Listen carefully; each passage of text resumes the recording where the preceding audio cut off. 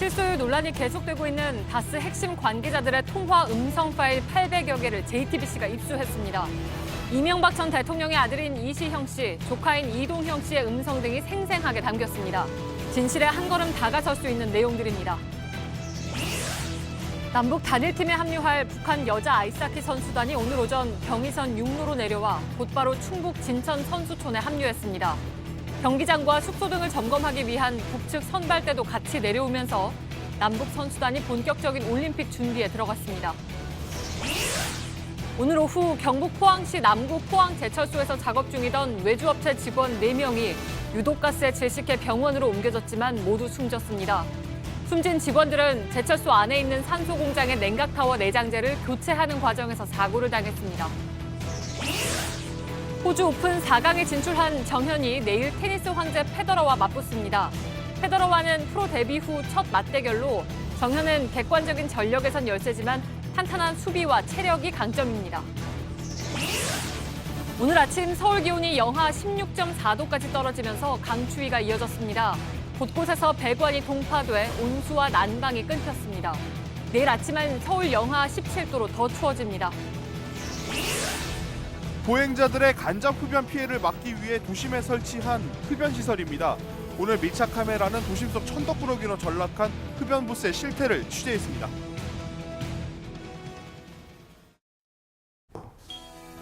공기청정기가 도로 위로, 내일을 바꾸는 현대수소 전기차. 시청자 여러분, JTBC 뉴스룸을 시작하겠습니다. 오늘 다스와 관련된 보도 한 걸음 더 나아가겠습니다. 다스의 한 관계자가 이명박 전 대통령의 아들 이시형 씨와 조카인 이동형 씨와의 통화 내용을 녹음한 것을 저희들이 전량 입수했습니다. 여기에서 다스 실소유주를 밝힐 결정적인 증거가 나올지 주목되고 있습니다. 지금 저희들은 입수한 녹취록을 한창 풀고 있는 상황인데 잠시 후에 그 일부라도 바로 전해드리겠습니다. 먼저 남북 단일팀 관련 소식부터 전해드리면서 말씀드린 녹취록 보도를 준비하겠습니다. 남북 단일팀에서 뛸 북한 여자 아이스하키 선수단 15명이 오늘 오전에 경의선 육로로 내려와서 충북 진천에서 훈련 중인 우리 선수단과 합류했습니다. 북한 선발대 8명도 오늘 같이 내려와서 응원단이 묵을 숙소와 선수촌 또 빙상장을 둘러봤습니다. 2박 3일 동안 금강산과 마식령 스키장을 점검한 우리 선발대는 오늘 저녁에 역시 돌아왔습니다. 평창 올림픽까지는 이제 보름 남아있는데 남북이 함께하는 올림픽은 사실상 시작된 셈입니다. 먼저 북측 선발대를 동행 취재하고 있는 강릉의 김태형 기자를 연결하겠습니다. 자, 김태형 기자, 역시나 가장 관심은 아이스하키 쪽인데 강릉에 하키센터가 2군데 있죠. 김 기자가 나가 있는 곳이 하키장입니까? 네, 그렇습니다. 이 강릉엔 강릉 하키센터와 관동 하키센터 2곳이 있습니다. 이 중 여자 아이스하키 단일팀의 예선전 3경기가 펼쳐질 관동 하키센터 앞입니다. 조금 전 북측 선발대가 이곳에 도착해서 내부 시설을 둘러보고 있습니다. 예, 선발대는 북측 응원단이 묵을 인제 스피디움도 점검을 했다고 들었는데 인제면 이게 강릉이나 평창에서 꽤 거리가 될 텐데 그쪽으로 숙소를 잡은 특별한 이유가 있습니까? 네, 말씀하신 대로 인제 스피디움은 강릉과 평창에서 각각 100여 킬로미터쯤 떨어져 있습니다. 접근성이 떨어지는 건 사실인데 다만 북측 응원단의 규모가 230명으로 대규모 인원을 수용할 만한 공간이 강릉과 평창엔 마땅치 않은 데다 보안과 경호상 이를 고려할 때 인제 스피디움이 적절하다는 판단이 작용한 것으로 보입니다. 예, 북한 선발대를 접촉할 기회는 없었습니까?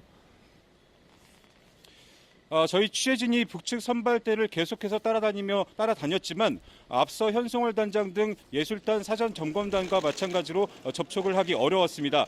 그나마 도라산 남북 출입 사무소에서 북측 선발대를 상대로 박람 소감 등을 물을 수 있는 기회가 있었지만 선발대 대표인 윤용복 체육성 부국장은 가서 합시다란 짤막한 답변만 남긴 채 자리를 떠났습니다. 예, 자, 오늘은 강릉 위주로 돌아봤고 내일은 이제 평창으로 이동을 하는 거죠. 그렇습니다. 이 관동 하키센터 일정을 마지막으로 오늘은 숙소로 이동해 휴식을 취한 뒤 내일 평창으로 이동합니다. 평창에선 국제방송센터와 올림픽위원회 숙소 그리고 주 경기장을 둘러보고 모레 서울로 이동해 태권도 시범단의 숙소와 공연장을 점검한 뒤 경의선 육로를 이용해 북측으로 돌아갑니다. 예, 자, 금강산과 마식령 스키장을 방문했던 우리 측 선발대도 오늘 다 돌아왔다고요? 그렇습니다. 오후 5시 반쯤 동해선 육로를 이용해 돌아왔습니다. 남북 합동 문화 행사와 스키 공동 훈련에 대비한 시설 점검을 했고 이를 토대로 향후 일정 등을 합의할 계획입니다. 예, 강릉에 나가 있는 김태형 기자였습니다. 자, 오늘 처음 대면한 남과 북 선수들은 긴장하고 어색한 표정이 처음엔 역력했습니다. 그러나 이내 환영의 분위기로 바뀌었다고 합니다. 무엇보다도 상징적 조치에 그치지 않고 경기에서 이기겠다 하는 결의를 다졌습니다. 정영재 기자가 취재했습니다. 북한 여자 아이스하키 선수단이 탄 버스가 진천 선수촌으로 들어갑니다. 버스에서 내리는 북측 선수단의 표정은 잔뜩 굳어 있습니다. 남씨 오늘 춥습니다. 수고하셨습니다. 예. 전장입니다. 반갑습니다. 꽃다발을 건네는 우리 선수들은 웃는 얼굴이지만 어색하기는 마찬가지입니다.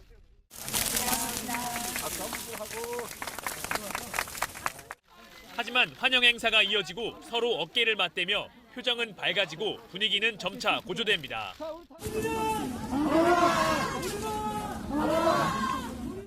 단일팀을 이끌 세라 머리 감독과 북한팀 박철호 감독도 환하게 웃으며 손을 맞잡았습니다. 특히 박 감독은 최근 논란을 의식한 듯 이기겠다는 의지를 강하게 내비쳤습니다. 경기에서 지 같다는 팀은 없는 것만큼 우리의 모든 기술과 육체 기술을 모두 발휘해서 좋은 경기를 하기 위해서 적극 모든 것을 다 노력하겠습니다. 북한 선수단 15명이 합류한 여자 아이스하키 단일팀은 내일부터 합동훈련에 들어가 다음 달 4일 첫 평가전을 치를 예정입니다. JTBC 정영재입니다. 예, 제가 처음에 말씀드린 내용, 다스의 한 관계자가 이명박 전 대통령의 아들 이시형 씨와 조카 이동형 다스 부사장이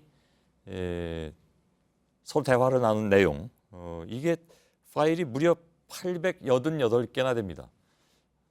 거의 900개 가까운 파일인데 이것을 저희들이 오후 늦게 좀 일찍 입수했으면 그만큼 좀 보도하기가 시간이 충분했을 텐데 저희들이 좀 늦게 이걸 입수를 하는 바람에 이걸 지금 그 녹취를 풀고 있는 상황인데요. 지금 한창 좀 편집 중에 있습니다. 이 내용을 잠시 후에는 그 일부라도 전해드릴 수 있을 것 같습니다. 녹취 파일을 제공한 쪽과의 약속 때문에 이것을 오늘 다 전해드리긴 물론 그 현실적으로 어렵기도 합니다만 좀 어려울 것 같고 오늘 그 일부를 여러분들께 녹취 내용을 전해드리고 그리고 2부에서도 이 문제를 조금 더 다루도록 하겠습니다. 근데 지금 한창 녹취를 파일을 풀고 그것을 들어서 일정 부분 편집해내고 하는 작업이 조금 시간이 걸리기 때문에 조금만 좀 기다려 주셨으면 좋겠습니다. 곧 지금 될 것 같습니다. 우선 관련된 다른 소식부터 좀 전해드리겠습니다. 이명박 전 대통령의 조카 이동형 다스 부사장이 15시간에 걸친 검찰 조사를 받고 오늘 새벽에 귀가했습니다. 이명박 전 대통령이 다스의 실소유주라는 것을 암시하는 이 부사장의 육성이 담긴 녹취 파일에 대해서는 전혀 모르겠다 이렇게 주장했습니다. 검찰은 다스 최대 주주였던 이 전 대통령의 처남 고 김재정 씨의 부인까지 소환하면서 일가에 대한 전방위적인 조사에 나서고 있습니다. 박민규 기자의 보도입니다. 이동형 다스 부사장은 이명박 전 대통령 가족 중 처음으로 피의자 신분으로 검찰에 불려 나왔습니다. 오늘 새벽 조사를 마치고 나오며 다스 실소유주 의혹과 관련된 육성 녹취 파일에 대해 모르는 일이라고 주장했습니다. 그리고 이제 이시영 씨가 회사의 실질적인 오너다 이런 식의 취지로 말씀하시는 게 이제 보도가 쭉 나왔는데요. 전혀 모르겠습니다. 앞서 이 부사장은 검찰에 출석하면서 다스 지분을 갖고 있는 이상은 회장이 회사의 주인이라고 말했습니다. 하지만 다스 관계자 녹취 파일엔 이 전 대통령과 이시영 씨가 다스 실소유주로 법적 소유주인 이상은 회장과 자신에겐 실권이 없다는 취지의 내용이 등장합니다. 검찰은 이 부사장을 상대로 수십억 원대 불법 자금 조성 혐의를 조사했고 이 부사장은 조사에서 대부분 사실관계를 시인한 것으로 파악됐습니다.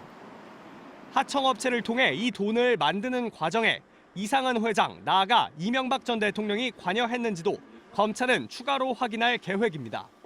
검찰은 또 다스의 최대 주주였던 이 전 대통령의 처남 고 김재정 씨의 부인 권영미 씨 자택을 압수수색하고 권 씨를 소환해 최대 주주 지위를 내려놓은 배경 등을 조사했습니다. JTBC 박민규입니다. 국정원의 특수활동비 1억 원을 수수한 혐의를 받는 이상득 전 의원이 내일 오전 10시에 검찰의 피의자 신분으로 소환됩니다. 이 전 의원은 어제 오후에 돌연 의식을 잃고 병원으로 옮겨졌지만 변호사를 통해서 내일 조사에는 반드시 임하겠다 이런 뜻을 밝혔습니다. 검찰은 2011년 초에 인도네시아 대통령 특사단 숙소에 국정원 직원이 침입하면서 원세훈 당시 원장이 사퇴 압력을 받자 이를 무마하기 위해서 원 전 원장이 이 의원에게 1억 원을 건넨 것으로 보고 있습니다. 자, 잠깐 또 말씀드리자면 저희들은 지금 입수한 녹취록을 풀고 있습니다. 그리고 편집 중에 있는데 조금만 좀 기다려 주시면 이 녹취록 내용을 바로 보도해 드릴 수 있을 것 같습니다. 이명박 전 대통령 부인 김윤옥 여사 측에 특활비 10만 달러를 건넸다고 밝힌 것은 이명박 전 대통령의 15년 비서 김희중 전 부속실장이었습니다. 그런데 이런 김 전 실장이 검찰에서 돈을 건네받았다는 여성 행정관에게 혼쭐이 났다. 이런 식으로 오늘 한 신문이 보도를 했죠. 하지만 김 전 실장은 오늘 JTBC 취재진에 이 보도가 완전 엉터리라고 반론을 밝혀왔습니다. 이희정 기자입니다. 조선일보는 오늘 김윤옥 여사를 보좌했던 전직 청와대 행정관 장모 씨가 지난 주말 김희중 전 실장과 대질신문을 했는데 그 자리에서 장 씨가 화를 냈다고 보도했습니다. 내가 나 인간 취급이라도 언제 했더냐면서 10만 달러를 언제 건네줬느냐는 취지로 소리를 질렀단 겁니다. 장 씨는 취임 전부터 이 전 대통령 집 살림을 도운 인물로 임기 중엔 청와대 관저에서 근무했습니다. 신문은 이어 김 전 실장이 이런 장 씨에게 미안하다고 여러 번 사과까지 했다고 주장했습니다. 하지만 김 전 실장은 JTBC 취재진에 기사 중 사실인 건 대질신문이 있었다는 것 하나뿐이라고 반박했습니다. 장 씨는 숨도 제대로 못 쉬고 앉아만 있었다면서 기사를 보고 분노했다고 밝힌 겁니다. 그러면서 김 전 실장은 나를 인격적으로 깎아내려 신뢰성을 낮추려는 의도라면서 이런 행태가 저쪽의 그릇이라고도 덧붙였습니다. 저쪽은 이 전 대통령 측을 칭한 걸로 보입니다. 보도된 대질신문 내용은 이 전 대통령 측근들이 최근 주장해온 것이기도 합니다. 하지만 기사에 언급된 장 씨는 김 전 실장이 특활비를 건넸다고 지목한 여성 행정관과는 아예 다른 사람인 걸로 알려졌습니다. JTBC 이희정입니다. 저희 취재진이 입수한 다스 핵심 관계자들의 녹취 파일은 말씀드린 대로 800여 개, 정확하게는 888개에 달합니다. 이걸 다 전해드릴 수는 물론 없죠. 그리고 이것을 제공한 측과의 약속에 의해서 오늘 다 전해드릴 수도 없습니다. 그래서 일부를 전해드릴 텐데 물론 앞으로 차차 이 녹취 내용은 저희들이 풀어서 오늘 이후에라도 보도는 당연히 해드려야 되겠죠. 다스의 핵심 관계자가 오랜 기간 다스의 임원 및 전 현직 관계자들과 통화했던 내용들입니다. 대화를 나눈 상대는 이명박 전 대통령의 아들인 이시형 다스 전무, 그리고 이상은 다스 회장의 아들인 이동형 다스 부사장, 그러니까 이명박 전 대통령의 조카죠. 이 사람들이 포함되어 있습니다. 이들의 대화에서 다스의 진짜 주인은 단 한 사람이었습니다. 전영희 기자입니다. 통화 내용은 이시영 전무가 상무로 있을 2016년 7월경입니다. 직급이 높은 사촌형 이동형 부사장이 있지만 결정권은 시영 씨에게 있는 것으로 읽히는 대화가 계속됩니다. 그러니까 알아서 한다는 게 그게 지금 뭐 여러 가지로 시끄러웠잖아요. 뭐 이 부사장이 잘못도 있고 뭐도 있고 하지만 그거는 또 내부적으로 또 처리를 할 일이고 바깥에서의 내용은 사실 이 부사장하고의 일이잖아요. 당시 회사 내부에서 시끄러웠던 인사 문제와 자금 처리 문제로 하급자인 시영 씨가 상급자인 이동형 부사장을 나무라는 내용입니다. 자신을 빼고 논의가 진행되는 상황에 화를 내기도 합니다. 나는 어떻게 들었냐? 이 부사장이 하고 만나가지고 서로 다 얘기가 끝났다. 난 그렇게 들었어요. 그럼 내가 또 잘못 들은 거네? 시영 씨와 사내 주도권 경쟁을 벌였던 동영 씨는 통화에서 오히려 한 발 빠집니다. 이제 갈등 구조가 있잖아, 조금 시영이도 입장에서는. 그러니까 내가 대표이사, 총괄해서 대표이사로 가는 거를 안 되니까 그거를 이제 좀 사단을 그을 것 같은 그런 뉘앙스인 거야, 분위기. 자신의 처지를 한탄하기도 합니다. 문제는 형이 총괄 부사장으로 있는데 강등 시켜가지고 뭐 정호영 밑에서 이제 아산으로 보내려는 생각을 했던 것 같아, 다들. 아버지 이상은 다스 회장에 대한 연민과 함께 회장님한테 내일 내가 찾아뵐 거야. 아무한테도 예. 얘기 안 하고 뭐 회장님이 판단해 주시고 절차를 밟겠습니다 하고 뭐 좀 빠져 있는 게 나을 것 같고. 실권이 없는 현실을 그대로 인정하기도 합니다. 그다음에 회장님 의견이 중요하잖아. 아무리 뭐 필요 없는 뭐 의견에도 회장님 의견도 중요하잖아. 신학수 감사 등 주요 임원들도 시영 씨 위주로 일 처리를 했습니다. 신감사는 시영이 일이라면 MB 일이니까 얼마나 뛰어왔겠냐. 그러니까 시영이는 형님 이거 어떻게 됩니까? 일처리 어떻게 합니까? 뭐 이렇게 시끄럽게 해가지고 형님 그래서 내가 감봉을 받든지 내가 견책을 받든지 내가 다른 데 가든지 그건 나중 문제고. 결국 동영 씨는 시영 씨가 실제 주인이라는 식으로 얘기합니다. 시영이는 지금 MB 믿고 해서 뭐 자기 거라고 뭐 회사에서 마음대로 하고 있잖아. JTBC 전영입니다. 예, 이 마지막 얘기가 상당히 의미 있게 들리는데 사실 저도 이 내용 지금 처음 듣는 상황이기 때문에 이 내용에 대해서 저희들이 좀 더 좀 들여다본 뒤에 2부에서 잠시 후 2부에서 이 녹취록을 취재한 기자와 함께 좀 해설을 좀 해드리는 그런 시간을 갖도록 하겠습니다. 오늘 2부에서 다루겠습니다. 자, 오늘 오후에 경북 포항에 있는 포스코 공장에서 작업을 하던 외주업체 직원 4명이 숨지는 사고가 일어났습니다. 제철소 안에 있는 산소 공장의 냉각타워 내부 충전재를 교체하다가 새어나온 질소가스 때문이었습니다. 어환희 기자의 보도입니다.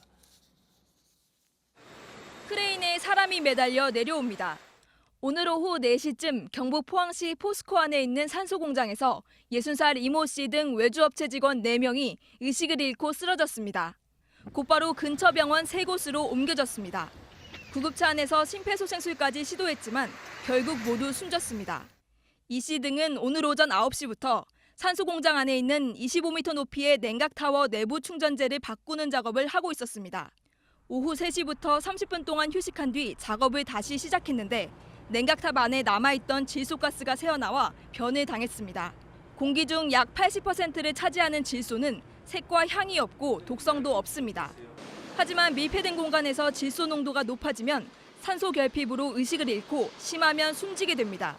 사고가 발생한 곳은 크레인으로 출입이 가능한 곳인 것으로 알려졌습니다.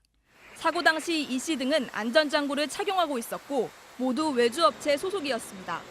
경찰과 소방당국은 정확한 사고 원인을 조사하고 있습니다. JTBC 어환입니다. 김명수 대법원장이 판사 블랙리스트에 남은 의혹을 풀겠다면서 만들기로 한 조사기구 구성에 관심이 쏠리고 있습니다.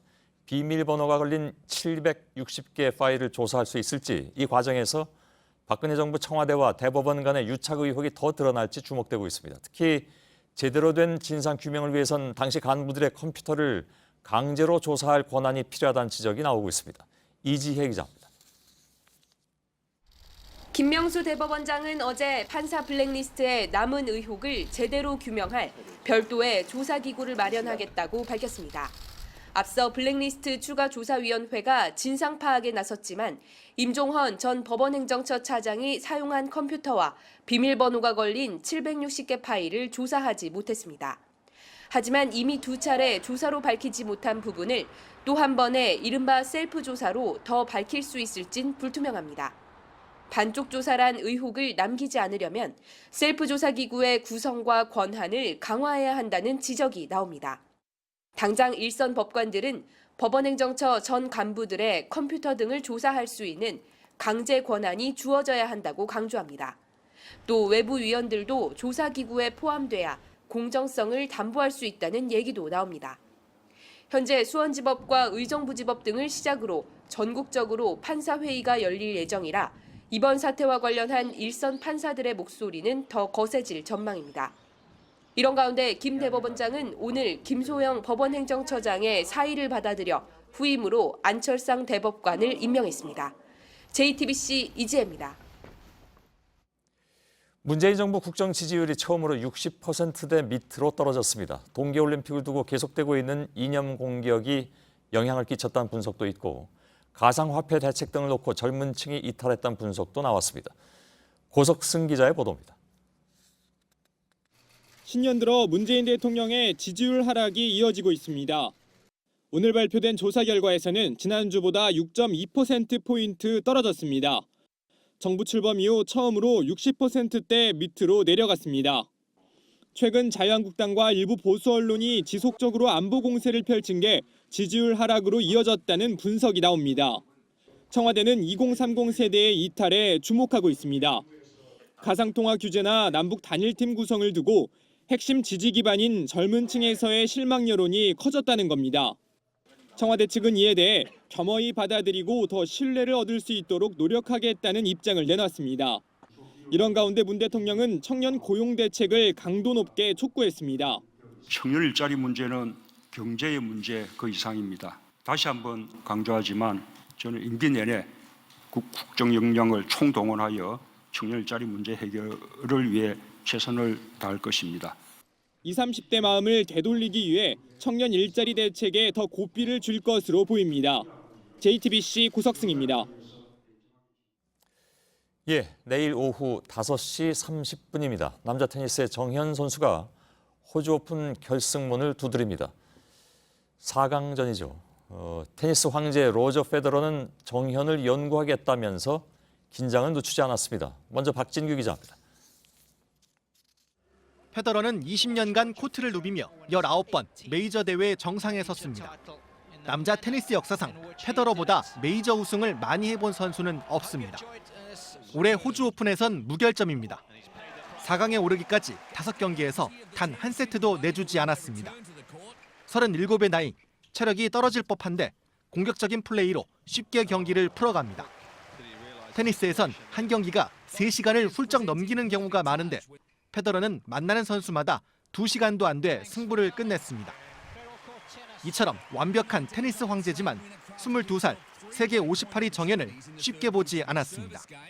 I'll definitely have to look into how I need to play against him because he has some great qualities, especially defensively, like Novak has. 한때 세계 1위였던 조코비치를 만나서도 거침없이 공을 받아 넘겼던 정현의 플레이를 주목한 겁니다. 페더러는 정현이 믿을 수 없는 경기를 펼쳤다며 더 공격적으로 플레이하겠다고 말했습니다. I think all the people is watching Australian Open now because we make history in Korea. So.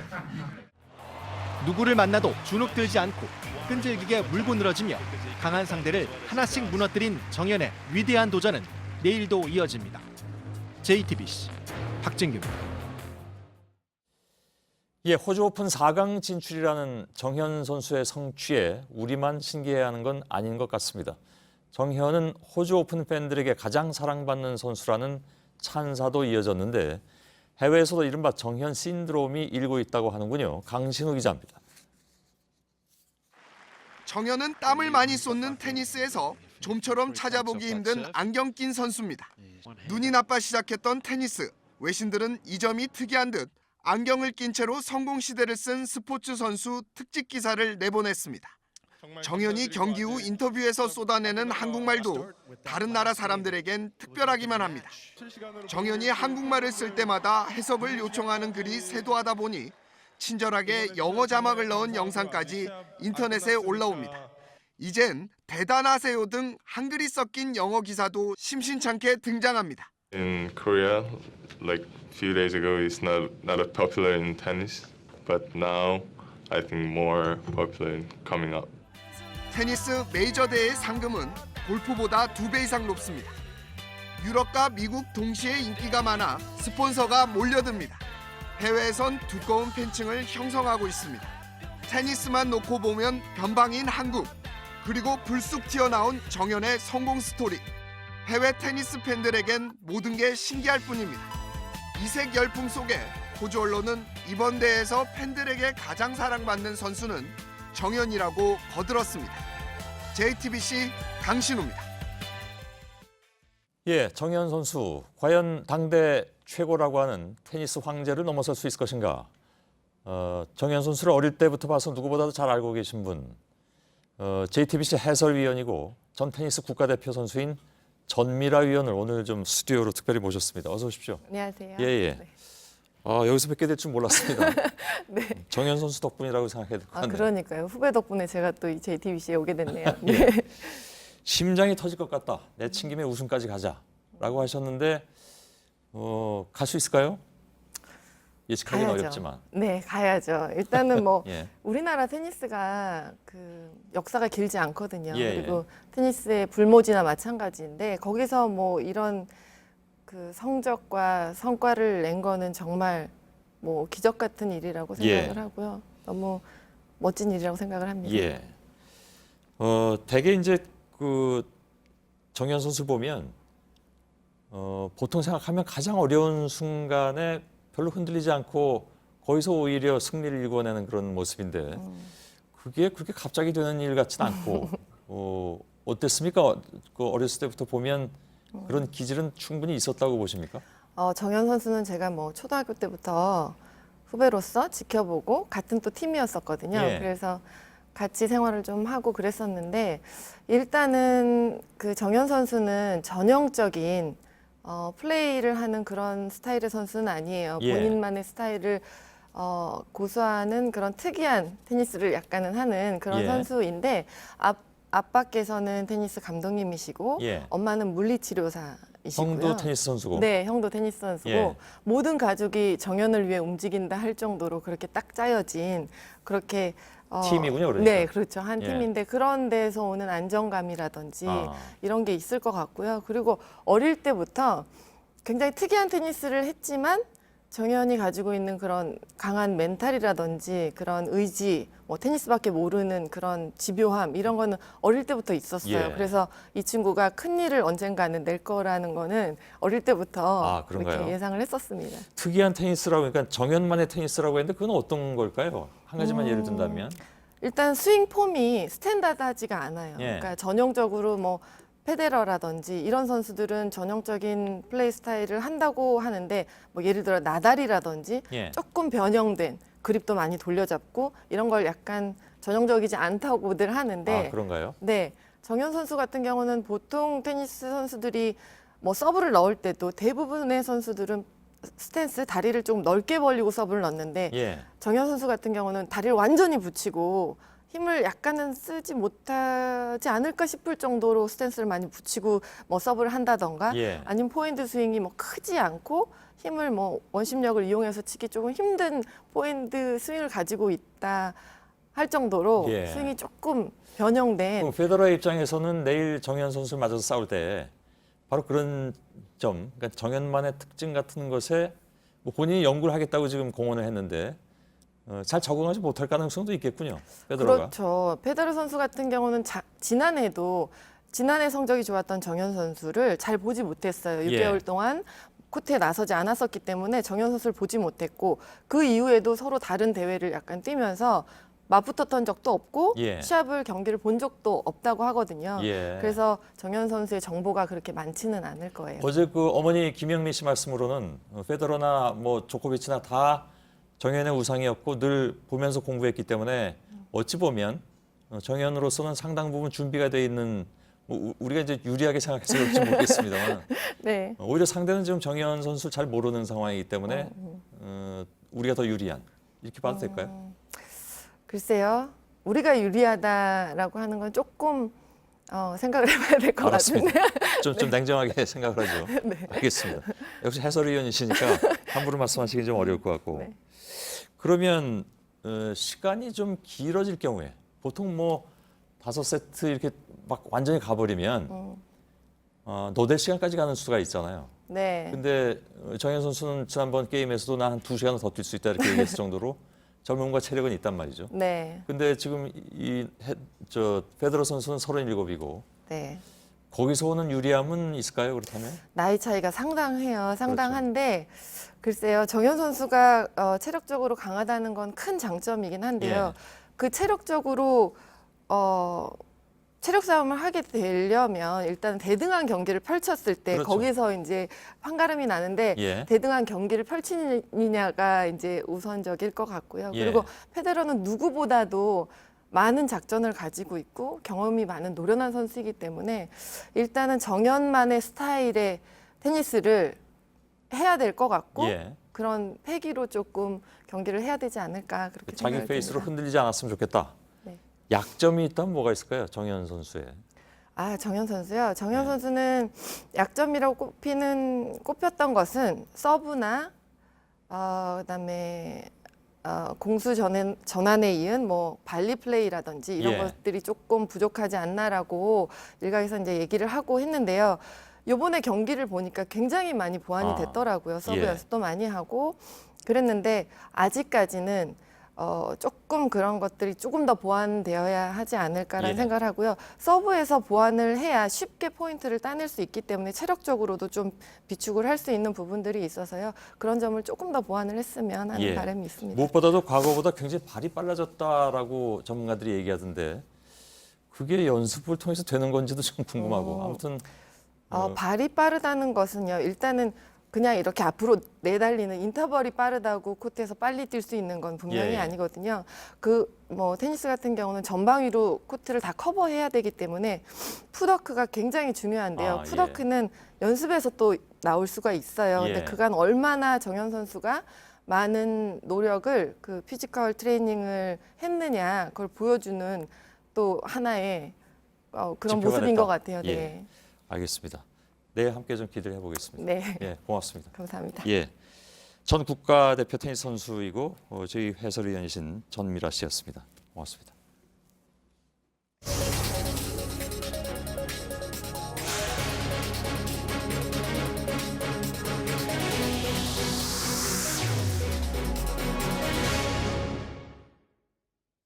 네, 날씨 소식입니다. 최저 기온이 매일 경신되고 있습니다. 올겨울 들어 오늘이 가장 추웠다라는 말이 무색할 정도입니다. 오늘 체감 온도가 가장 낮았던 강원도 대관령의 취재기자 연결합니다. 이수정 기자, 그곳 상황을 좀 전해주실까요? 네, 이곳 강원도 평창의 대관령에는 지금 초속 6m가 넘는 강한 바람이 불고 있습니다.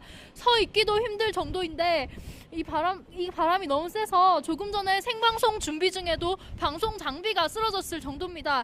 기상청에 따르면 대관령은 오늘 최저 기온이 영하 23도, 철원은 영하 24도까지 떨어졌습니다. 하지만 바람 때문에 대관령의 체감 온도는 영하 32도까지 떨어져서 전국에서 제일 추웠습니다. 보시다시피 온도계 상으로도 영하 17도여서 사실상 북극 한파를 체감할 수 있을 정도입니다. 네, 바람이 굉장히 많이 부는 것 같은데 사실 어제도 올 들어서 가장 추웠다 이렇게 전해드렸는데 하루 만에 이게 기록이 또 경신이 된 거잖아요. 이렇게 점점 추워지는 이유가 있습니까? 네, 당초 기상청은 어제와 오늘을 한파의 절정으로 내다봤습니다. 하지만 내일은 오늘보다도 더 춥겠습니다. 철원은 영하 25도, 서울도 영하 17도로 오늘보다 각각 1도씩 더 내려갑니다. 오늘 러시아 모스크바 최저 기온이 영하 11도였는데요. 우리보다는 훨씬 덜 추웠던 겁니다.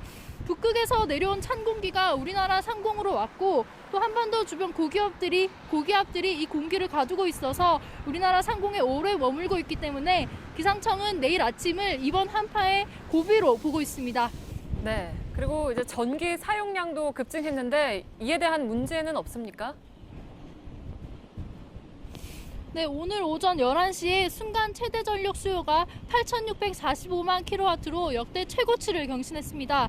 어제도 8,628만 킬로와트로 최고 기록이었는데 하루 만에 깨진 겁니다. 전력거래소 측은 통상 같은 추위라도 상당 기간 계속되면 춥다는 느낌을 강화시켜서 전열기 온도를 더 올리게 되고 전력 수요도 평소보다 더 늘어난다고 설명합니다. 오늘 전력 수요는 한 달 전 8차 전력 수급 기본 계획에서 예측한 올겨울 최대 수요 8,520만 킬로와트를 넘어선 겁니다. 이 때문에 앞으로 전력 수급 문제를 걱정하는 목소리도 나왔습니다. 하지만 적극적인 수요 감축 요청을 통해서 아직은 예비 전력이 1,270만 킬로와트의 예비 전력이 남아있기 때문에 급박한 상황은 아니라는 게 정부의 판단입니다. 네, 강원도 대관령에서 이수정 기자가 전해드렸습니다.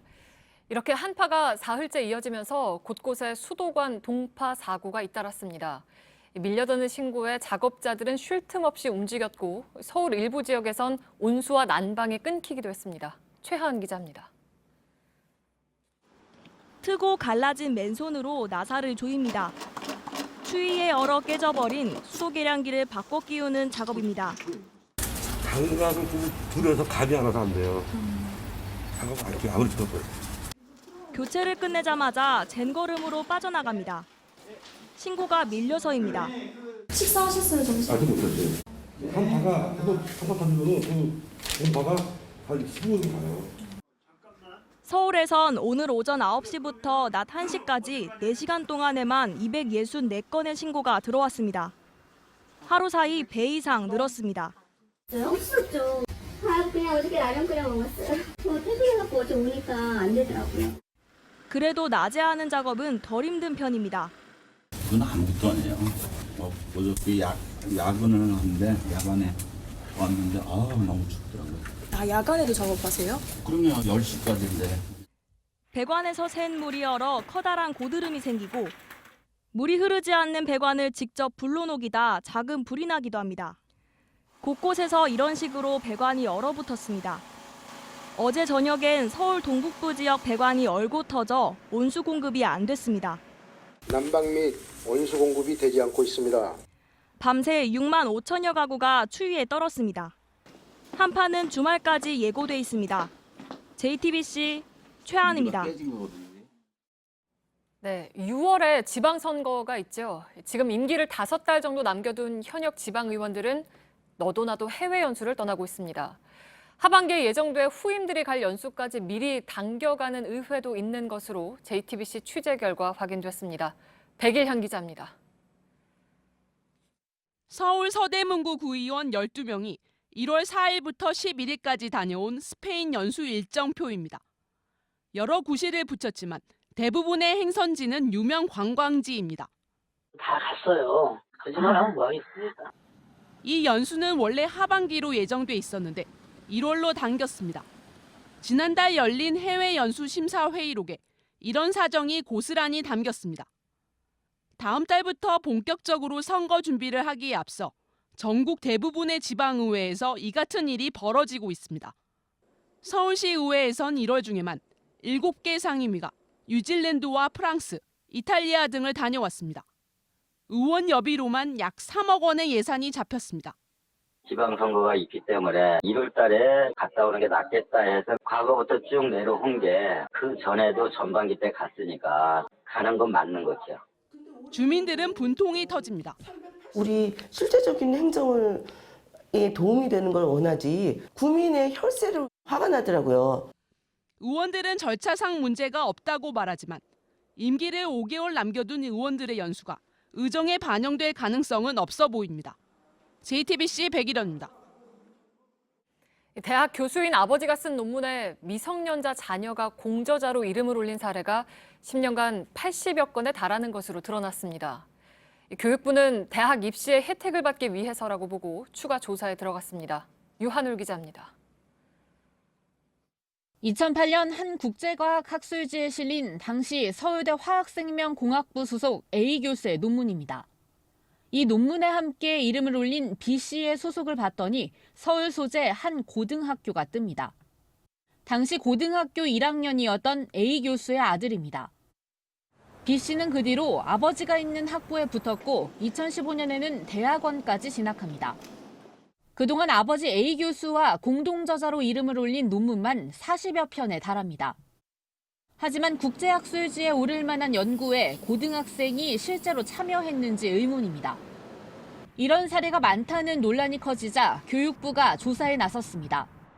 2007년부터 10년치 논문을 모두 조사했는데 이렇게 교수 아버지 논문에 자녀가 이름을 올린 경우가 모두 82건이나 됐습니다.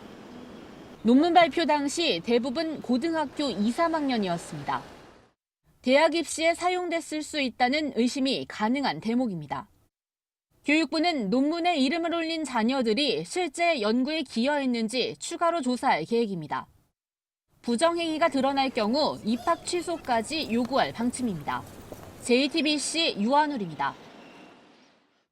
네, 최근 인천국제공항에서 주차 안내를 하던 용역업체 직원이 공항 셔틀버스에 치여 숨졌습니다. 4차선 도로 위에서 일을 하다가 사고를 당했습니다. 늘 사고 위험이 있었지만 용역업체에서 일하는 비정규직 직원이라 문제를 제기하기가 어려웠다고 합니다. 이상화 기자입니다. 제법 속도를 낼 수 있는 차도에서 주차장으로 들어오는 차량을 안내합니다. 주차 안내를 하는 용역 직원 김모 씨는 이곳 일방통행 도로에서 후진하던 공항 셔틀버스에 치여 숨졌습니다. 사고가 일어난 장소는 4차선 도로 중 3, 4차선 사이였습니다. 일방통행 도로에서 주차장 입구를 제대로 찾지 못해 후진하던 버스를 김 씨가 미처 인식하지 못해 변을 당한 겁니다. 직원들은 도로 위에서 일할 수밖에 없다고 말합니다. 밖에 안 나와 있으면 막 뭐라 하고. 그 당시에 그랬어요. 직원용 안내부스는 도로와 떨어져 있어 들어가 있을 수도 없습니다. 엄청나게 달려요. 시간이 가리고 소리도 안 들리고. 주차관리업체 측은 사고 지점이 안전지대와 인접한 곳이어서 문제가 있는 곳은 아니라고 밝혔습니다. JTBC 이상화입니다. 오늘 판결은 내가 내리지만 두 번째 판결은 신이 내릴 것이다. 160명 가까운 체조 선수들에게 치료를 빙자해서 성범죄를 저지른 미국 체조 대표팀 주치의에게 징역 175년형을 선고하며 판사가 한 말입니다. 어린 소녀들에게 30년 가까이 이어져 온 범죄였습니다. 이지은 기자입니다. 판사가 체조 대표팀 주치의가 보낸 편지를 읽어내려갑니다. The media convinced them that everything I did was wrong and bad. 여성들의 거짓말을 언론이 침소봉대했다는 겁니다. Hell hath no fury like a woman scorned. 모함을 받고 있다는 주치의의 변명에 아킬리나 판사는 급기야 편지를 내던집니다. You have not yet owned what you did. That you still think that somehow you are right. I wouldn't send my dogs to you, sir. 검사는 체조 선수들은 그를 신으로 믿고 따랐기 때문에 그의 치료실에서 성적 학대는 무한대로 확장됐다고 말했습니다. 주치의 나사르는 선고 직전 피해자들에게 사죄했습니다. There are no words that can describe the depth and breadth of how sorry I am for what has occurred. An acceptable apology. I'm giving you 175 years, which is 2,100 months, because, sir, you do not deserve to walk outside of a prison ever again. 박수와 눈물로 서로를 위로하는 피해 여성들. There's a lot of grief, but it's mixed with a lot of victory. 판사는 법정을 가득 메운 그들을 생존자 자매들이라고 칭했습니다. JTBC 이지은입니다. 앞서 포스코에서 작업하던 4명의 노동자가 질식해서 숨졌다는 소식을 전해드렸습니다. 현장에 지금 윤두열 기자가 급히 가봤습니다. 잠깐 연결하겠습니다. 윤두열 기자, 4명이나 지금 숨져서 좀 충격인데 추가로 부상을 당하거나 또 희생자가 더 나온 상황은 없나요? 네, 오늘 사고가 있었던 냉각타워 안에는 숨진 4명만 작업을 하고 있었기 때문에 추가 희생자는 없었습니다. 오늘 숨진 4명은 모두 외주업체 소속이고 50살 이모 씨와 47살 이모 씨, 31살 안모 씨, 27살 주모 씨 등입니다. 포스코 측은 오늘 있었던 내부 충전재 교체 작업은 외주 작업으로 분류돼 있다고 설명했습니다. 예. 자, 사고 직후 곧바로 병원으로 옮겨지긴 했던 거죠? 네, 그렇습니다. 포항제철소 인근의 기독병원에 2명, 그리고 설림병원과 성모병원에 각각 1명이 옮겨졌습니다. 구급대원들이 이동을 하면서 심폐소생술을 계속해서 실시했지만 결국 4명 모두 숨졌습니다. 예. 현재 병원으로 유가족들이 속속 도착을 하고 있는데 모두 침통한 모습입니다. 예. 사고 경위를 좀 알아야 될 것 같습니다. 네, 오늘 숨진 4명은 모두 오전 9시부터 산소 공장 안에 있는 냉각타워의 내부 충전재를 바꾸는 작업을 하고 있었습니다. 오전에는 별다른 탈이 없었고 오후 작업 3시 30분부터 오후 작업을 시작했는데 30분 뒤인 4시쯤에 질소에 질식한 것으로 추정됩니다. 냉각타워의 높이는 25m인데요. 때문에 크레인으로 들어가고 나갈 수 있습니다. 4명 모두 이 밀폐된 공간에서 작업을 하고 있었는데 외부의 작업자들이 내부로 무전을 쳤는데 안에서 응답이 없자 곧바로 신고가 이루어졌습니다. 예, 알겠습니다. 사고 현장 포스코에 가 있는 윤두열 기자였습니다. 대한빙상경기연맹의 황당한 행정착오 때문에 스피드 국가대표 노선영 선수가 올림픽 개막을 보름 앞두고 대회 출전이 무산됐습니다. 이게 어떻게 이런 일이 있는 건지 저희들이 이따가 팩트체크에서도 이 내용을 조금 더 다룰 예정이긴 한데요. 노선영 선수는 2년 전에 고륙종으로 운명을 달리한 쇼트트랙 국가대표 고 노진규 선수의 누나이기도 합니다. 남매가 동반 국가대표였지만 영광보다는 쓰라린 상처만 안게 됐습니다. 온누리 기자의 리포트를 잠깐 보시고 노선영 선수를 잠깐 연결하겠습니다. 2년 전 고륙종으로 사망한 쇼트트랙 국가대표 노진규는 한국 빙상의 아픈 기억입니다. 누나 노선영이 소치올림픽 이후 은퇴를 고려하다 평창올림픽을 4년이나 준비한 이유도 먼저 세상을 등진 동생 때문입니다. 동생은 누구보다도 이 올림픽에 참가하고 싶었는데 도전하지도 않는다는 건 좀 아닌 것 같아서. 그러나 평창올림픽을 보름 앞두고 노선영에겐 황당한 소식이 전해졌습니다. 빙상연맹이 출전 규정을 제대로 챙기지 못하면서 올림픽 출전길이 막히고 만 겁니다. 13년간 국가대표였던 노선영에게 제2의 고향 태능은 다시 오고 싶지 않은 장소가 됐고 그토록 꿈꿨던 평창올림픽은 절대 보고 싶지 않은 쓰라린 대회로 남게 됐습니다. 보고 싶지도 않고 제가 뭐 누구를 응원할 수도 없을 것 같고 우리나라를 응원할 수도 없을 것 같아요.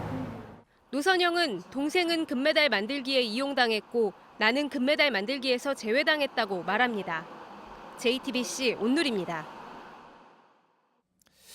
예, 노선영 선수를 잠깐 좀 연결할 텐데 지금 태릉 선수촌에 연결이 되어 있습니다. 자, 지금 화면에 나오고 있는데요.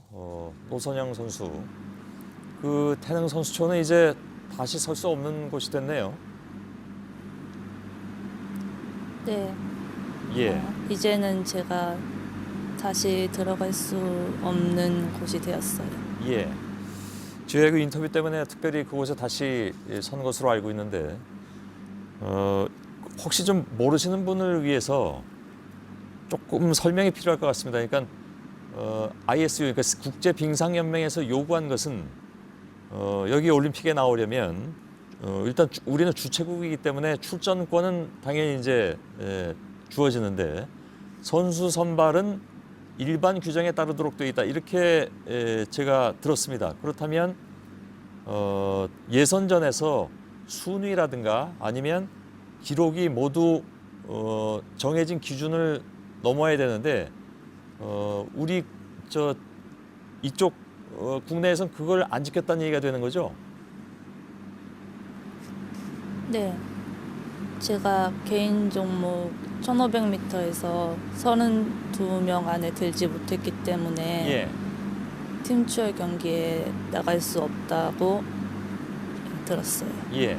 근데 노선영 선수는 기록상으로는 자격이 되는데 등수가 지금 32등까지 들어와야 되는데 34등으로 들어왔잖아요. 근데 그거를 노선영 선수가 애초에 알았더라면 당연히 좀 더 힘을 내서 32등 안으로 들어왔을 텐데 기록만 되면 된다고 들었으니까 기록만 신경 썼다는 얘기가 되잖아요. 그죠?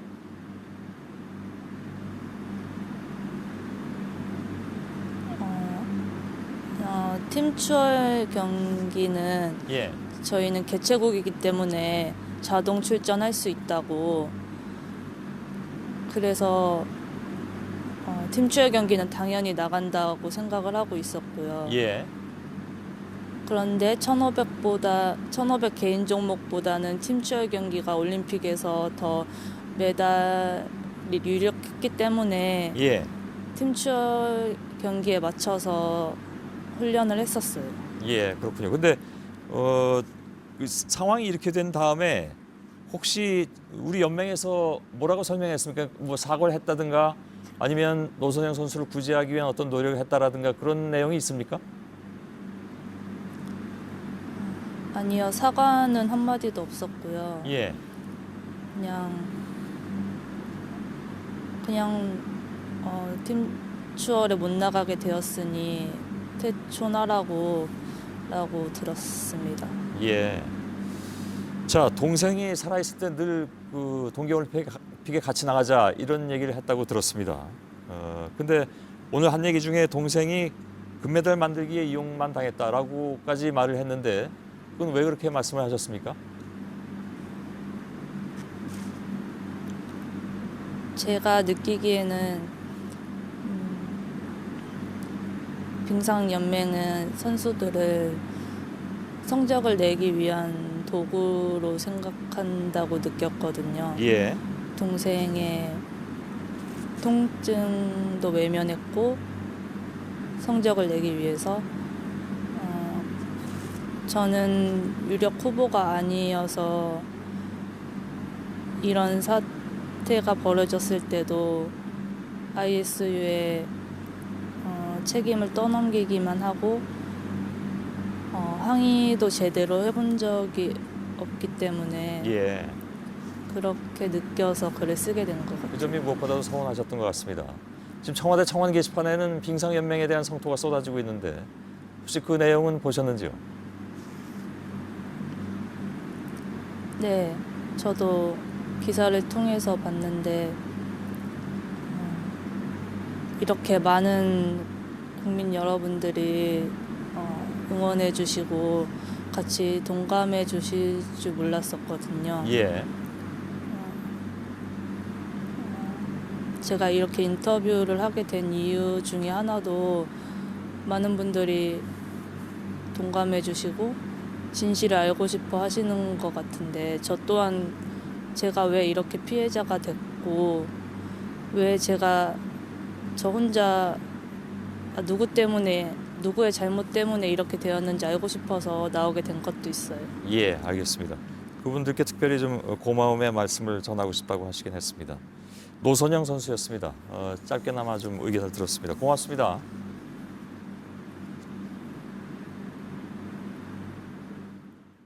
네, 다음 소식입니다. 여러 방면으로 쓰이고 있는 드론이 군사 분야로도 그 활용도를 넓히고 있습니다. 우리 육군도 처음으로 드론을 전투에 실전 배치하는 전투단을 만들기로 했습니다. 물론 문제도 있습니다. 배승주 기자입니다. 드론이 빠른 속도로 날아갑니다. 직진을 하다 곧바로 뒤로 날아가고 공중에 멈췄다 솟구쳐 오르기도 합니다. 발사대에 오른 드론이 하늘로 올라갑니다. 손으로 던져 날려보내는 드론은 상공 8km까지 올라가 1시간 정도 날 수 있습니다. 오늘 열린 드론쇼 코리아에는 일반 드론부터 이런 정찰용 드론까지 200대가 넘는 최첨단 드론이 전시됐습니다. 특히 우리 육군은 드론과 로봇을 합친 드론봇 전투단 창설도 앞두고 있습니다. 카메라가 달린 원격 사격 로봇입니다. 게임처럼 조이스틱 버튼만 누르면 사격이 가능합니다. 하지만 문제도 있습니다. 전쟁이 아무래도 편해지는 만큼 좀 개전 가능성도 굉장히 커지고 그다음에 민간인 살상도 손쉽게 되고 여러 가지 윤리적인 숙제들이 남기 때문에 실제 아프간 전쟁에선 드론 공습 사망자의 90%는 민간인으로 밝혀지기도 했습니다. JTBC 배승주입니다. 네, 오늘 부산에서는 말이 출몰해서 도심을 휘젓고 다녔습니다. 시민들은 놀라면서도 사진과 영상을 찍어 공유했는데 이걸 보고 출동한 경찰과 소방대원이 40여 분 만에 생포했습니다. 한 시민이 기르던 애완용 말이었습니다. 이정엽 기자입니다. 부산 사하구의 한 도로에 난데없이 말이 뛰어갑니다. 마치 차량과 경주라도 하듯 열심히 달립니다. 도로 한 복판에 덩치 큰 말이 갑자기 등장하자 일부 운전자들이 놀라 급히 차를 세웁니다. 한동안 도로를 달리던 말은 인도로 올라오더니 다시 거침없이 활보합니다. 한 남성은 말이 다가오자 겁을 먹고 뒷걸음칩니다. 마곡간을 뛰쳐나온 말의 도심 여행은 다행히 그리 오래가지는 못했습니다. 말을 본 시민들은 사진과 동영상을 찍어 SNS로 올리며 위치를 공유했습니다. 덕분에 경찰과 소방대원들은 40분 만에 말을 사로잡았습니다. 그동안 말은 을숙도 다리를 건넌 뒤 강변 도로를 달리는 등 10여 킬로미터를 뛰어다녔습니다. 시민들이 차량 운전자분들인데 그분들과 같이 합심을 해가지고 말을 차려가지고 포획했습니다. 우리 저희 소방차하고 좀 더 같이 좀 항변했습니다, 사실. 경찰 조사 결과 이 말은 부산 강서구의 한 공업사에서 키우던 애완용으로 밝혀졌습니다. 경찰은 말을 주인에게 넘기고 어떻게 탈출했는지를 조사 중입니다. JTBC 이정엽입니다. 외교부가 여권사진 규격을 개정해서 오늘부터 적용한다고 밝혔습니다. 귀를 의무적으로 노출해야 하는 조항이 삭제됐고 눈동자만 가리지 않으면 뿔테 안경을 쓰고 사진을 찍어도 됩니다.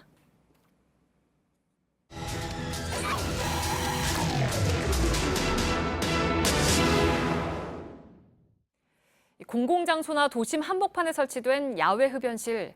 원래대로라면 보행자들의 간접 흡연 피해를 줄이고 흡연권도 보장하기 위해서 설치된 겁니다. 그런데 비흡연자와 흡연자 모두에게 외면받고 있습니다. 밀착카메라 김도훈 기자가 그 이유를 알아봤습니다. 점심시간 무렵이 되자 야외에 차려진 흡연실로 사람들이 몰려듭니다. 흡연실을 가득 채운 담배 연기는 이내 부스 밖으로 쏟아져 나옵니다. 대낮인데도 서울 도심 기온은 영하 8도를 가리키고 있습니다. 매서운 칼바람이 불면서 체감온도는 훨씬 더 낮은데요. 제 뒤에 흡연 부스를 보면 바람을 막아줄 칸막이가 있지만 부스 밖에까지 나와서 담배를 피우는 사람들을 찾아볼 수 있습니다. 거리를 오가는 시민들은 담배 연기에 노출될 수밖에 없습니다. 안 좋아. 밖으로 나와 계시는 분들도 많고 한기구가 따로 있는 것도 아니고 막 담배 냄새 일로까지 여기 앞까지 다 나오죠. 지하철역 출구와 횡단보도 사이에 설치돼 흡연부스 밖은 금연구역에 해당됩니다. 하지만 흡연부스에 들어가지 않고 주변에서 담배를 피우는 사람들도 상당수입니다. 하루에만 수만 명이 오가는 버스터미널 인근 흡연실도 상황은 비슷합니다. 민원 때문에 위치를 한 차례 옮겼지만 여전히 흡연부스 밖에서 담배를 피우는 사람은 많습니다. 동서울 터미널 앞 도로입니다. 원래 흡연 부스가 있던 자리는 항의 민원이 빗발치면서 이렇게 100m가량 앞쪽으로 이전 설치됐습니다. 하지만 바닥에는 여전히 버려진 담배꽁초들을 어렵지 않게 찾아볼 수가 있습니다. 금연거리로 지정이 되면서 곳곳에는 금연구역이라는 안내판이 붙어 있는데요. 하지만 여전히 주변에선 담배를 피우는 사람들을 찾아볼 수 있습니다. 부스 밖 흡연은 과태료 대상이라는 경고문이 붙어 있지만 실제 단속은 거의 이뤄지지 않습니다. 바람이 안 불면 그냥 아주 뽀여 여기가. 저 부스 저렇게 돈 들여서 해놓은 거니까 그 안에 들어가서 피우려고 그러면 사람들이 반응이 호응을 안 해. 지멋대로야. 특히 주변 상인들의 불만도 큽니다. 담배 안 피나게 담배 냄새 얼마나 싫어요. 손님들도 담배 냄새 난다고 가는 사람도 많아요. 유도인구가 더 많은 서울역 앞 흡연부스도 사정은 별로 다르지 않습니다. 이렇게 지붕을 없애서 자연 환기가 되도록 설치를 해놨는데요. 하지만 조금만 옆으로 벗어나서 살펴보면 이렇게 빗물바지에 담배꽁초들이 수북하게 쌓여있는 모습을 볼 수 있습니다. 흡연자들도 흡연실에 들어가지 않으려는 이유가 있습니다.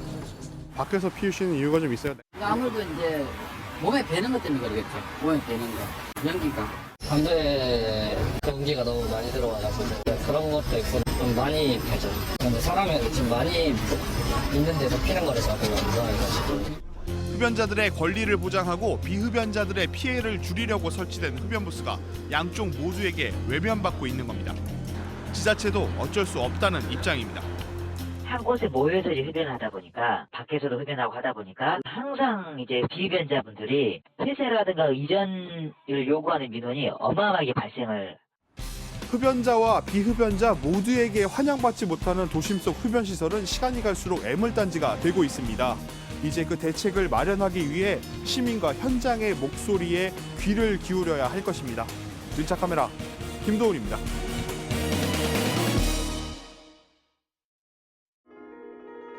이 빛은 7억 광년 전 우주 멀리서 출발해 지금 여기에 도착했습니다. 당신에게 보여주고 싶었던 지금의 순간도 이미 오래전 시작되었습니다. 지금 이 아름다운 당신과의 순간이 우리 곁에 더 오래 머무르기를. 인간의 시간을 연구하다. 메타톡스.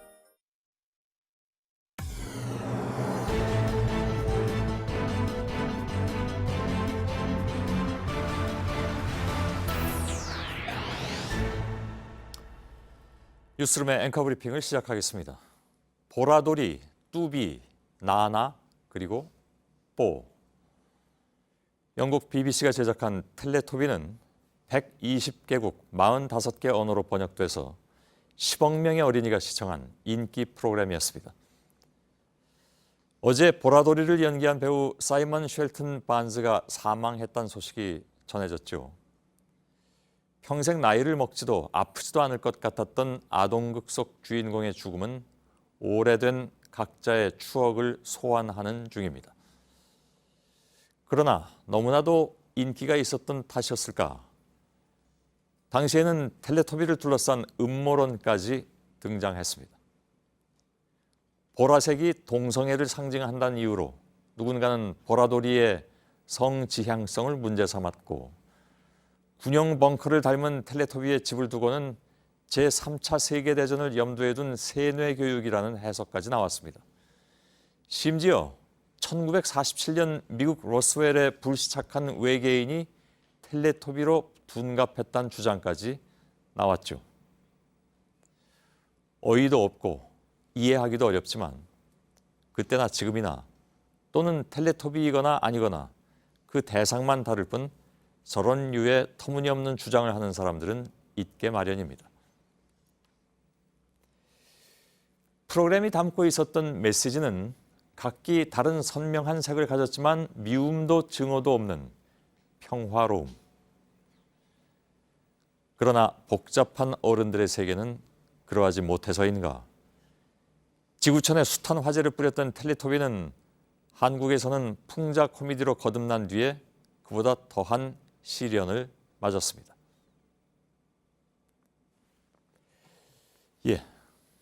텔레토비를 패러디한 풍자 코미디 탓에 이를 제작한 방송사가 압박을 받았고 결국 코너는 문을 닫았으며 최종 책임자는 물러났습니다. 이것은 향후 문화를 옥죄는 서막이 되어서 오랜 시간 문화예술인들을 숨죽이게 만들었죠. 그리고 엊그제 다시 수감된 그와 그들의 공동정범.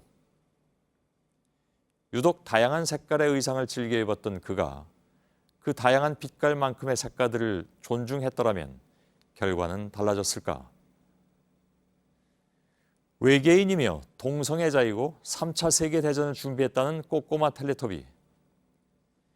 보라돌이를 연기한 이제는 고인이 된 반스는 말했습니다. 어리석은 소리, 텔레토비는 겨우 3살이다.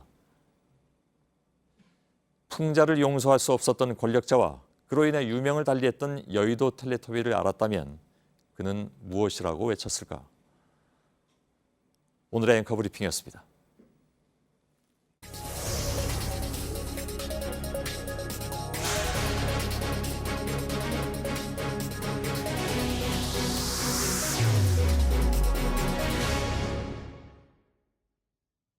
저희들이 일부에서 다스 핵심 관계자와 다스의 이동형 부사장, 이 사람은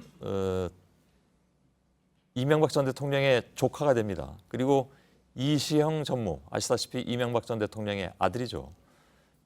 이들의 녹취를 보도를 해드렸습니다. 다스는 누구 것인가라는 질문에 대답이 될 만한 어떻게 보면 결정적인 말들이 쏟아져 나왔습니다. 취재 기자와 함께 이 내용을 좀 들으면서 한 번 더 그 의미를 좀 짚어보도록 하겠습니다. 아까 저희가 일부에서는 그 녹취 내용만 전해드렸는데 조금 설명이 필요할 것 같습니다. 이호진 기자가 나와 있습니다. 이 핵심 관계자의 녹음에서 다스의 실질적인 소유주가 누구인지 짐작할 만한 그런 대목들이 있었죠. 아까 저희도 들을 때 그런 대목들이 금방 귀에 들어왔는데. 예, 맞습니다. 말씀하셨듯이 앞서 일부 리포트에서 소개가 됐던 이동형 부사장의 말이 결정적인 대목으로 보입니다. 한번 들어보시겠습니다. 이는 지금 MB 믿고 해서 뭐 자기 거라고 뭐 회사에서 마음대로 하고 있잖아. 근데 오른팔 왼팔하고 다 나가서 편하겠지만 그게 회사를 위한 길이 아니라니까요. MB 믿고 자기 거라고 생각하고 마구 한다. 이게 뭐 거의 결정적으로 들리는데. 네, 맞습니다. 이동혁 씨는 이제 현재 다스의 회장직을 맡고 있는 이명박 전 대통령의 큰형인 이상은 씨의 아들입니다. 그런데 이 부사장이 시영 씨가 아버지인 이명박 전 대통령을 믿고 다스를 자기 것이라고 마음대로 한다는 의미입니다. 전무 이시영 씨는 부사장이 이동혁 씨보다 지위가 낮습니다. 그렇기 때문에 결국 다스의 실소유주가 이명박 전 대통령이라는 의혹이 짙어지는 겁니다. 자, 또 다른 들려줄 내용이 있습니까? 그렇습니다. 회장 아들이 시영 씨와 또 다른 누군가의 눈치를 보고 있는 대목이 나옵니다. 역시 한번 들어보시겠습니다. 갈등 구조가 있잖아, 조금 시영이도 입장에서는. 그러니까 내가 대표이사, 총괄해서 대표이사로 가는 거를 안 되니까 그거를 이제 좀 사단을 그을 것 같은 그런 뉘앙스인 거야, 분위기. 자신이 대표가 될 수가 없고 오히려 강등이 돼서 본사가 아닌 공장만 있는 아산으로 보내질 수 있다고 걱정을 하는 대목입니다. 또 있죠? 들려드릴게. 시작해 주시죠. 문제는 형이 총괄 부사장으로 있는데 만약 강등 시켜가지고 뭐 정호영 밑에서 이제 아산으로 보내려고 생각을 했던 것 같아, 다들. 자, 여기서 형은 이동형 씨 자신을 가리키는 거죠. 이상은 씨가 실질적인, 그러니까 이상은 씨는 아시는 것처럼 이명박 전 대통령의 큰 형입니다. 지금 회장으로 있죠. 이상은 씨가 실질적으로 소유주이고 이동형 씨가 즉 그 아들이 부사장이라면 이렇게 얘기한다는 게 합리적으로 보면 좀 말이 안 되는 그런 상황이잖아요. 맞습니다. 그래서 이제 여기서 더욱더 의심할 수밖에 없다라는 얘기가 나오는데 실질적인 소유주가 따로 있을 때 이런 말은 가능하지 않죠. 결국 지금부터 실질적인 소유주가 따로 있을 때 이런 말이 가능한 거죠. 맞습니다. 미안합니다.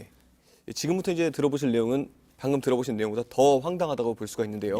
이동영 부사장이 갈등 끝에 아버지인 이상은 회장을 찾아간다는 내용입니다.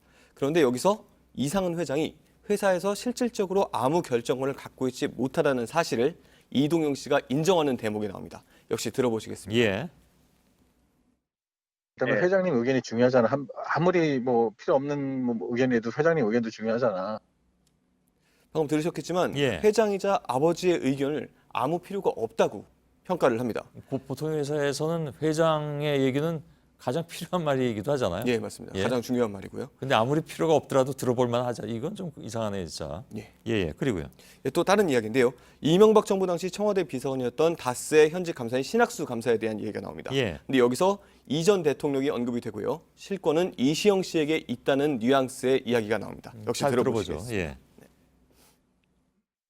신감사는 시영이 일이라면 MB 일이니까 얼마나 뛰어왔겠냐. 그러니까 시영이는 형님 이거 어떻게 됩니까? 일 처리를 어떻게 합니까? 뭐 이렇게 시끄럽게 해가지고 형님께서 내가 감봉을 받든지 내가 견책을 받든지 내가 다른 데 가든지 그건 나중 문제고. 이거 뭐 분위기가 그대로 다 드러나네요.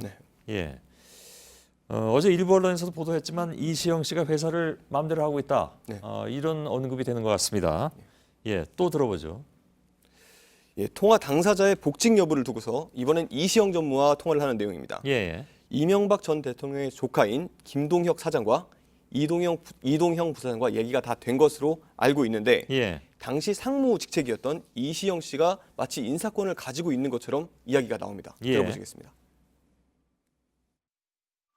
근데 그거는 이 부사장도 뭐 어떻게 전달을 했는지 모르겠어요. 나는 본인이 뭐 얘기 다 끝났다고 해가지고 그랬는데 현장이고 어디고 복직이라는 게 또 그 복직 자체가 문제가 된다고요. 그렇지 않겠어요?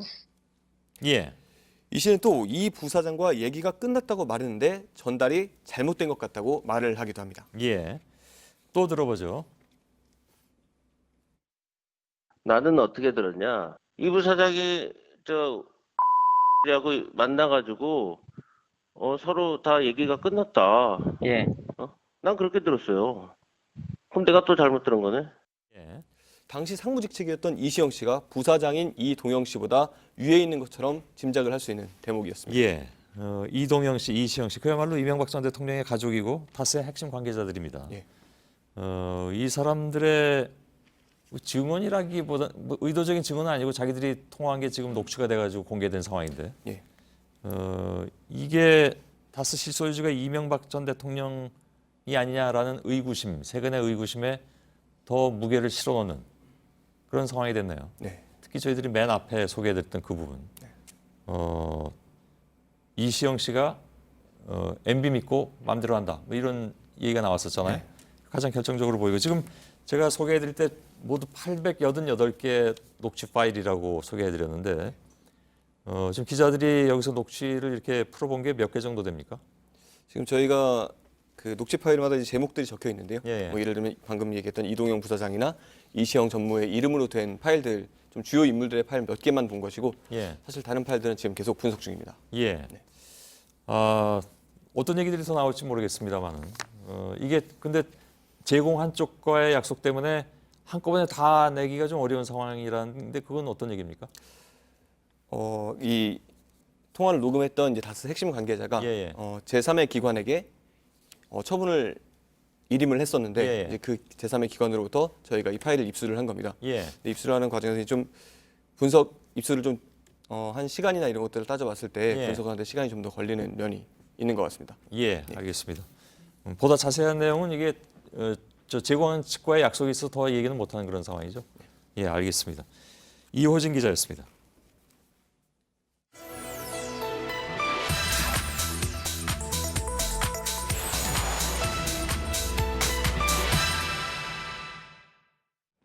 네, 올림픽 출전권을 잃게 된 노선영 선수 소식 뉴스룸 일부에서 전해드렸습니다.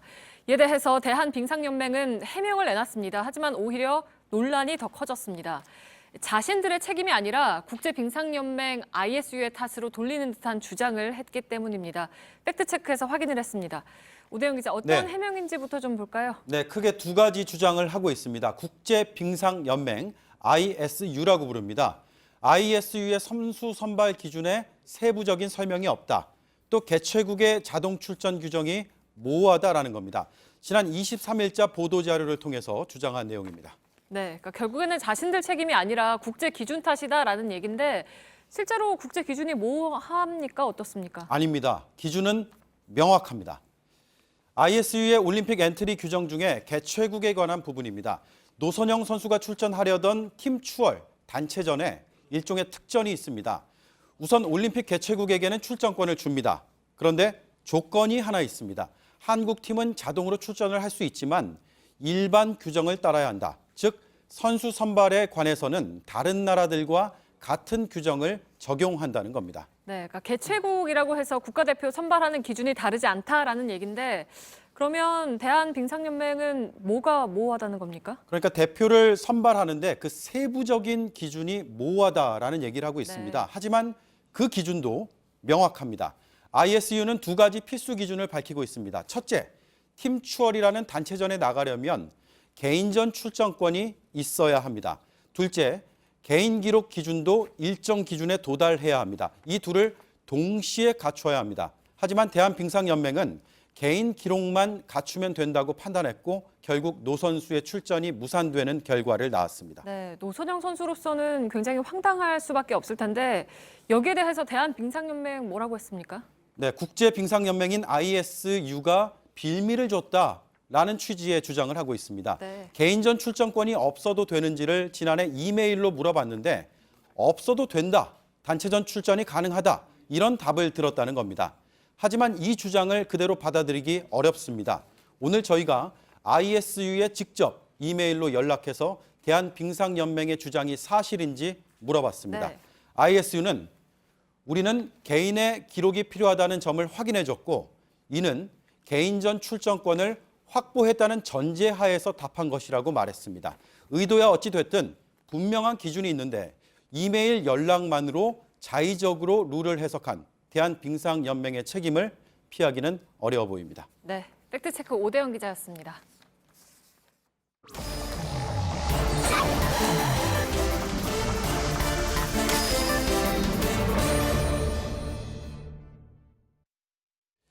비하인드 뉴스 박성태 기자가 나와 있습니다. 어서 오세요. 예, 첫 번째 키워드를 열죠. 네, 첫 번째 키워드는 허위 사실의 급으로 정했습니다. 급이 따로 있습니까?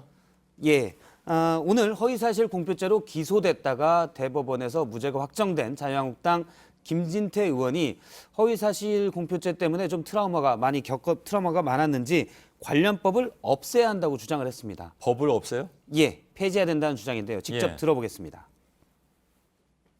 그 허위사실 공표는 물론 이건 예외고요. 당선 목적 허위사실 공표죄는 없어져야 된다고 저는 생각합니다. 그 당선 목적으로 허위 사실을 발표해도 된다 뭐 이런 얘기입니까? 그러면? 예, 현재는 제재를 하도록 돼 있는데 예. 그 제재할 수 있는 조항을 없애자는 겁니다. 관련 법조항을 보면요. 공직선거법 250조가 바로 허위사실 공표에 관한 죄에 해당됩니다. 예. 1항은 당선되게 할 목적으로 유리한 허위사실을 공표했을 때 제재를 하고요. 2항은 당선되지 못하게 할 목적으로 불리한 허위사실을 공표할 때입니다. 예. 즉 2항의 경우는 상대 후보에게 허위사실을 공표했을 때 이렇게 되는데요. 오늘 김진태 의원의 주장은 2항은 그대로 두고 1항은 없애자는 건데 예. 그러면 그 취지는 그렇습니다. 선거운동을 하다 보면 조금씩 사실이 틀린 경우가 나올 수도 있는데 이걸 다 허위사실 공표죄로 묶어버리면 선거운동이 위축될 수 있다는 취지인데 그러면 정작 선거운동에서 고의로 당선되게 하기 위해서 본인이 당선되려고 허위사실을 공표했을 때 저 법을 없애면 제재할 수 있는 근거가 없어집니다. 예. 이걸 어떻게 받아들여야 됩니까? 알겠습니다. 예. 코멘트할 만한 상황은 아닌 것 같군요. 두 번째 키워드는요?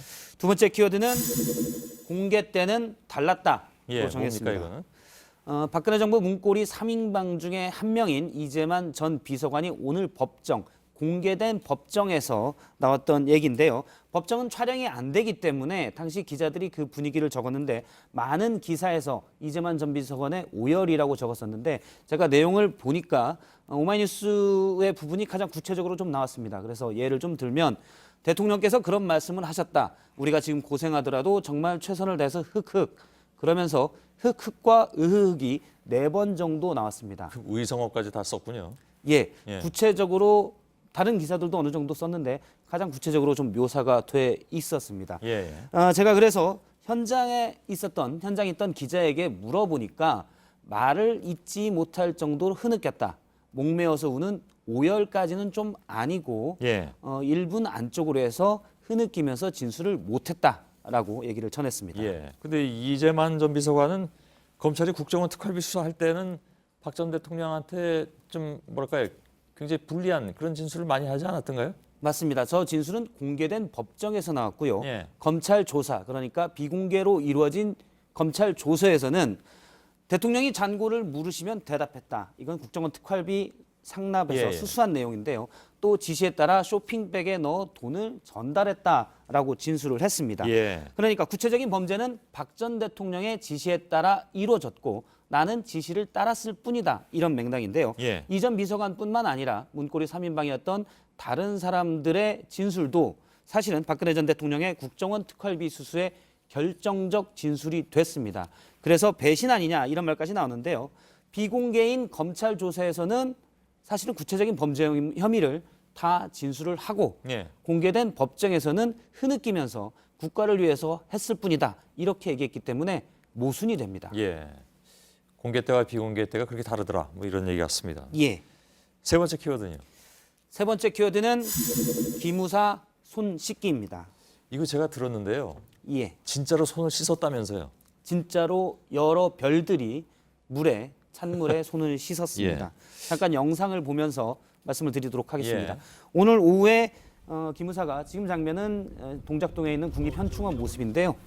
전국적으로 행사가 있었습니다. 그래서 정치적 중립 준수 다짐 선포식을 열었었는데 현충원에서는 약 600여 명이 참석을 했습니다.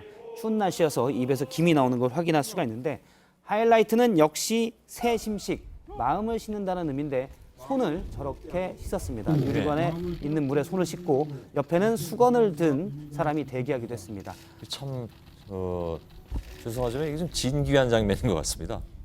예, 한 번도 본 적이 없는 별들이 예. 나란히 손을 씻는 장면은 한 번도 저도 못 봤습니다. 아니요, 그러니까 뭐 지금까지 한 일에 대해서 반성하면서 이제 손 씻자.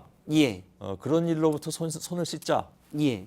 라는 건 되게 그 은유법이잖아요. 예. 근데 그걸 정말 손을 씻었다는 게 이거 뭐라고 말씀을 드려야 될지. 그렇습니다. 나는 손을 씻었다.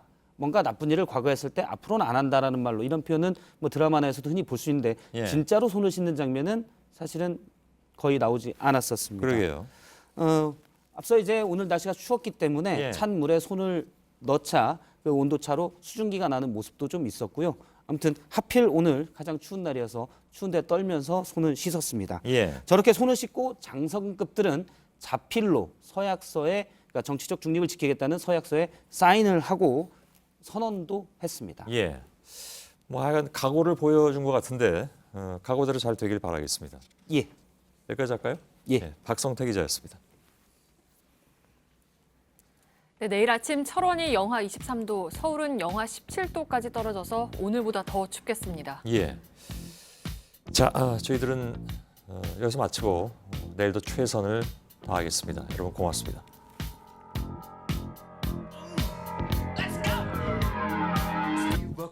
Down the street with the brim pulled way down low. Ain't no sound but the sound of speed. Machine guns ready to go.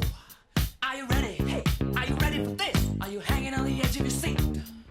Out of the doorway, the bullets rip to the sound of the beat. Yeah. Another one bites the dust. Another one bites the dust. And another one gone. And another one gone. Another one bites the dust. Yeah. Hey, I'm gonna get you too. Another one bites the dust.